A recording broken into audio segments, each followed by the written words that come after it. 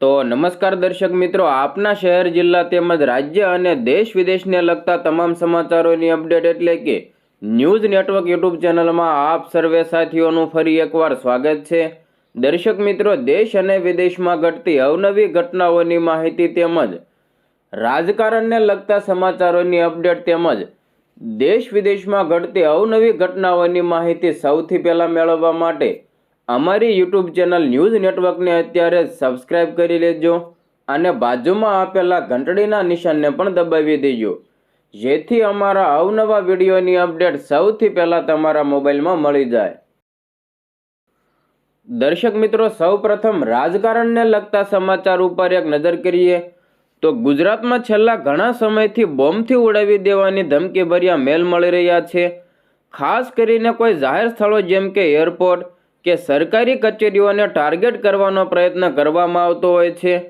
શાળાઓને પણ વચ્ચે બોમ્બથી ઉડાવી દેવાની ધમકીઓ આપવામાં આવી હતી, ત્યારે હવે ફરી એકવાર ગુજરાતમાં ડરનો માહોલ ઊભો કરવાનો પ્રયત્ન કરવામાં આવ્યો છે।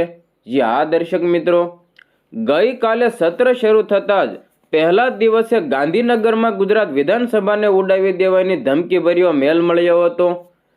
ગુજરાત વિધાનસભાને બોમ્બથી ઉડાવી દેવાની ધમકી મળી છે, જે મુદ્દા ઉપર આમ આદમી પાર્ટીના ડેડિયાપાડાના ધારાસભ્ય ચૈતર વસાવાએ ઉગ્ર પ્રતિક્રિયા આપતા જણાવ્યું કે ગુજરાતમાં રોજબરોજ કોલેજો, શાળાઓ, કોર્ટોને ઉડાવી દેવાની ધમકીઓ મળતી હોય છે।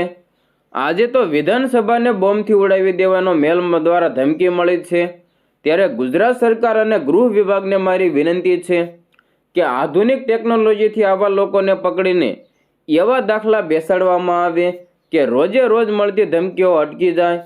એટલી ધમકીઓ મળે છે કે કોલેજો ઉડાવી દેવાની, શાળાઓ ઉડાવી દેવાની, હાઈકોર્ટમાં બોમ્બ છે, સેશન્સ કોર્ટમાં બોમ્બ છે, તો આમાં અત્યાર સુધી કેટલા લોકોને પકડ્યા? કોઈ પકડાયું નથી। તો ગુજરાત પોલીસ શું કરે છે? આજે તો ધમકી મળી કે વિધાનસભામાં બોમ્બ છે, એટલે આજે અમને બધા ધારાસભ્યોને બહાર કાઢવામાં આવ્યા છે। ગૃહ વિભાગ અને ગૃહમંત્રીને વિનંતી છે કે મોટી મોટી વાતો કરવા કરતાં આવા ઈમેલ મોકલનાર લોકોને તાત્કાલિક પકડવામાં આવે અને એવી સજા ફટકારવામાં આવે જેથી એક મોટો દાખલો બેસે, જેથી બીજી વખત કોઈ આવો મેસેજ ન કરે। આજે ગુજરાત વિધાનસભાને બોમ્બથી ઉડાવી દેવાની ધમકી મળી, જે મુદ્દા ઉપર આમ આદમી પાર્ટીના વિસાવદરના ધારાસભ્ય ગોપાલ ઇટાલિયાએ પણ જણાવ્યું કે આજે 9 વાગ્યાથી વિધાનસભાનું સત્ર હતું અને જ્યારે હું અહીંયા પહોંચ્યો ત્યારે મને જાણવા મળ્યું કે વિધાનસભાને બોમ્બથી ઉડાવી દેવાની ધમકી મળી છે। પોલીસના અને સરકારી માણસોએ અમારું ધ્યાન દોર્યું અને વિધાનસભાનું સત્ર બાજુની બિલ્ડિંગમાં ચાલુ કરવામાં આવ્યું છે। તો આ ખૂબ જ ગંભીર સંવેદનશીલ બાબત ગણી શકાય।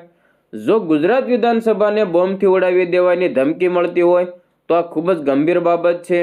જે પણ આવારા તત્વોએ આ કામ કર્યું હોય તો આની ઉપર કોઈ આતંકવાદી સંગઠન જોડાયેલા હોય તો તાત્કાલિક એમના ઉપર પગલાં લઈને બીજી વાર કોઈ આવી ધમકીઓ આપવાની હિંમત ના કરે, એવું કામ સરકારે કરવું જોઈએ। હવે મિત્રો, આગળ વાત કરીએ તો ગુજરાતમાં એક તરફ સ્થાનિક સ્વરાજ્યની ચૂંટણીના પડઘમ વાગી રહ્યા છે, ત્યારે ખેડૂતો ઉપર રાજનીતિ પણ તેજ બની છે।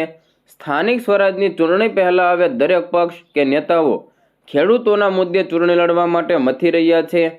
આમ આદમી પાર્ટીમાંથી રાજીનામું આપ્યા બાદ રાજુ કરપડા અને ગોપાલ ઇટાલિયા સતત આમને સામને જોવા મળી રહ્યા છે અને હવે રાજુ કરપડા ગોપાલ ઇટાલિયાના ગઢમાં જઈને ખેડૂત સભાઓ ગજવવાના છે। આ યાત્રાને ખેડૂત સંકલ્પ યાત્રા નામ આપવામાં આવ્યું છે અને હવે આ ખેડૂત સંકલ્પ યાત્રાને લઈને રાજુ કરપડાએ મોટું નિવેદન પણ આપ્યું છે।